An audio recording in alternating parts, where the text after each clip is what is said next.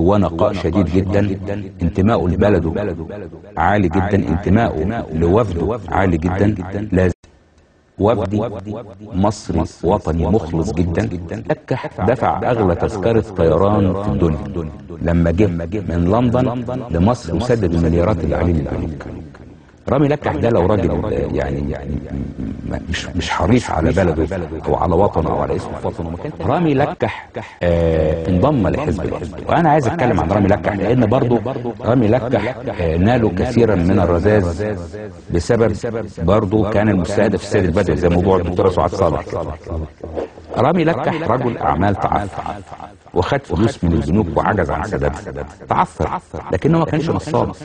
رامي لكح دفع اغلى تذكرة طيران في الدنيا لما جه من لندن لمصر وسدد المليارات اللي عليه للبنوك.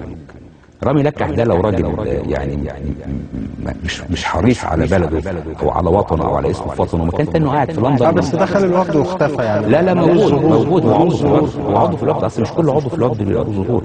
فكان قاعد في لندن زي ما هو وحافظ على المليارات اللي دفعها، لكن سدد اللي عليه والنائب العام والدوله برأته. انا حدينه يعني راجل سدد التزاماته على البنوك وموجود يمارس حياته العامه عادي جدا. انا دينه ازاي باي منطق؟ باي منطق؟ ايه اللي خلى رامي لكح ينجح يرجع من لندن ويدفع المليارات المديونيه بتاعته؟ ايه اللي خلاه؟ اللي حبه البلد. لكن برضه رامي لكح في الوفد دفع يعني ثمن انه انضم للوفد على ايدي. بس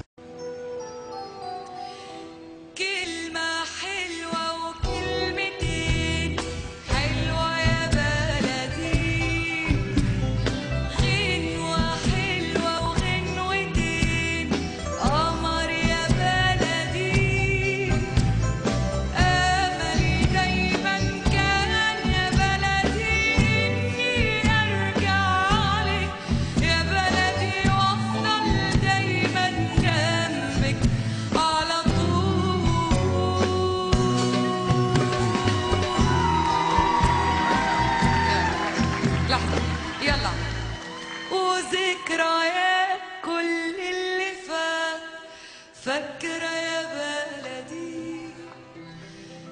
قلبي مليان بحكايات. والله يا بلدي أول حب كان يا بلدي مش ممكن أنساه يا بلدي. تيارا